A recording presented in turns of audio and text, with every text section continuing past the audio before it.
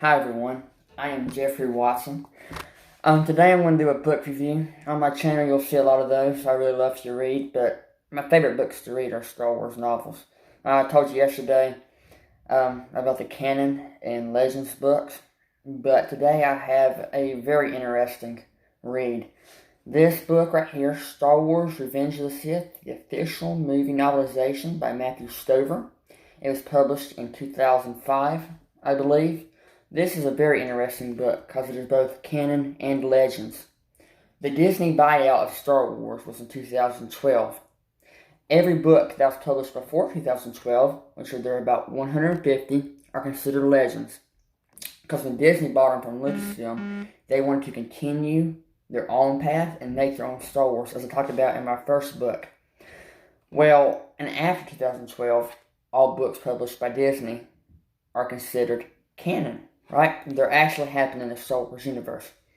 Well, today, this book right here is both legends and canon. It was published before 2012, before the Disney buyout, but this book right here is official movie novelization, so it's considered canon and legends, which is pretty nifty. And actually, if you really love the movie novelizations, you should check them out if you love the movies. The Rise of Skywalker novel comes out in March. I'm expecting that to be really good. But if you want to get an extra insight on the movies, pick up these books. They're amazing. But today I really want to talk about the review for this book. I asked for it for Christmas because I heard that this novel contained over 3 hours of footage that were not included in the movies. So I just had to get it.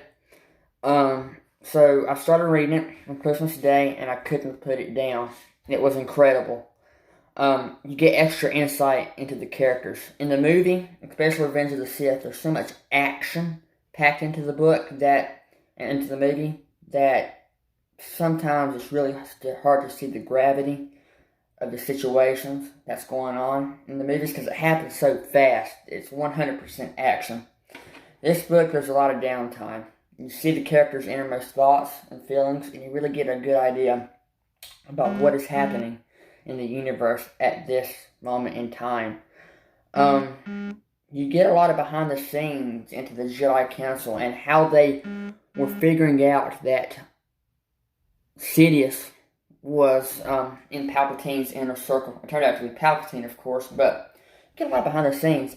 And what is a really cool part is you see Mon Mothma, the leader of the Rebel Alliance, and the leader of the New Republic. You see her, and when she's now a senator of the Republic, and Bail Organa and Senator Padme Amidala, they're forming the roots of the Rebel Alliance. They can see what's down the tracks, and they can tell that something big is really happening. Because Chancellor Palpatine is not giving up his emergency powers that he gained to end the Clone Wars, right? So they're planting the seeds of the Rebel Alliance, which is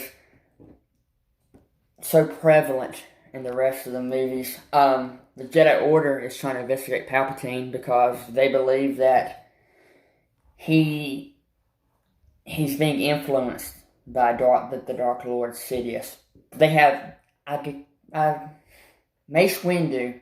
I think what I can gather from this book, he had an idea of who Sidious was. I believe that he might have thought it was Palpatine, but it was so retching that he put it into the back part of his brain. He didn't want to believe it. And when Anakin figured out that it was Sidious, and he told Mace Windu, he said, "My worst fears has been confirmed." So overall, I think this book, I love it way better than the movie. The movie is always interesting to see the visuals. It's visual effects. It's much more emotional.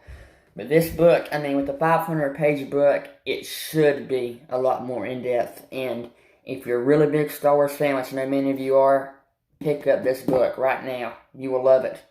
One of the only things I have that's really bothers me, the first act of the movie is 150 pages, and as you can gather, I know you watched the movies, the first act of Star Wars Revenge of the Sith is them rescuing the Chancellor from Count Dooku's capital ship, So it was kind of difficult to get through that, but you can see that the rest, like the latter two acts, are going to be golden. So just oversee that, get through that, and overall it'll be a really enjoyable read. That's all I have for this book. I rated it 5 out of 5, which I don't do often. I loved it. Later this week, Monday, Tuesday, I'll be getting Sherlock Holmes episode 2 and episode 3 review. I've watched season 1. I'm still getting my thoughts on season 1. It's incredible. Also this week, expect Star Wars commentary. Maybe not reviews, but my ideas and thoughts about what is to come in the Star Wars universe. Thank you very much. This was Jeffrey Watson.